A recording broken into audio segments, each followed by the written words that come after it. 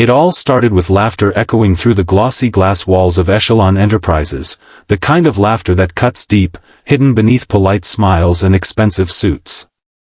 The boardroom was buzzing as the billionaire CEO, Richard Hale, raised an eyebrow at the janitor standing near the screen, mop still leaning against the wall. "You're suggesting we invest in community-powered renewable grids?" Richard asked, his voice dripping with disbelief. "That's cute, Tom. Maybe stick to cleaning up spills, not our balance sheets." The room erupted in chuckles. Tom just stood there, his eyes calm but steady, the sting of humiliation swallowed behind a quiet nod. No one knew that the same man they mocked that day would later hold the key to saving their empire from collapse. Tom Bennett wasn't just a janitor, at least, not in the way they saw him. Every night after finishing his shift, he would stay late, studying financial models on the very conference screen he wiped clean. Years ago, he'd lost his small business to a corrupt investment firm, the same firm now proudly partnering with Echelon. He'd taken this janitorial job out of necessity, but he never lost his hunger to understand what went wrong, or his belief that real solutions come from the ground up. Days turned into months, and while the executives argued over numbers, Tom listened.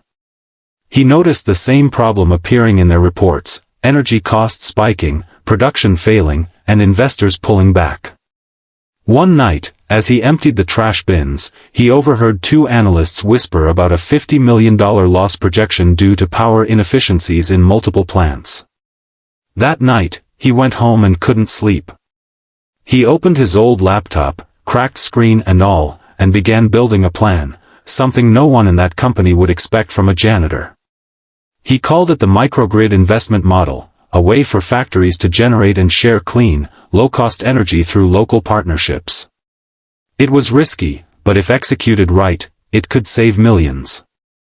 A week later, Tom gathered his courage and typed out an email to Richard Hale himself, attaching his proposal.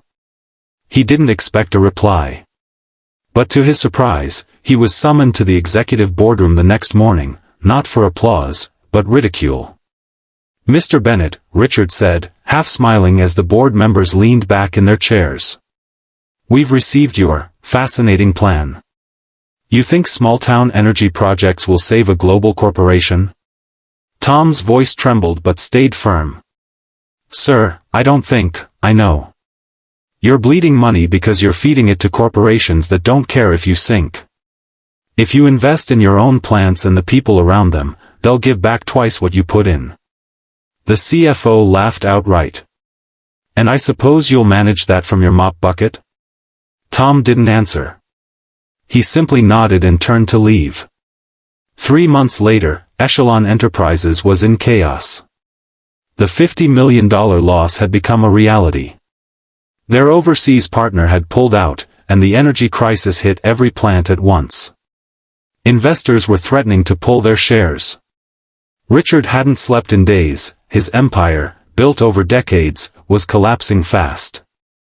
One night, sitting alone in that same boardroom, he looked up at the screen displaying red losses across the map. His hand trembled as he remembered the janitor's words.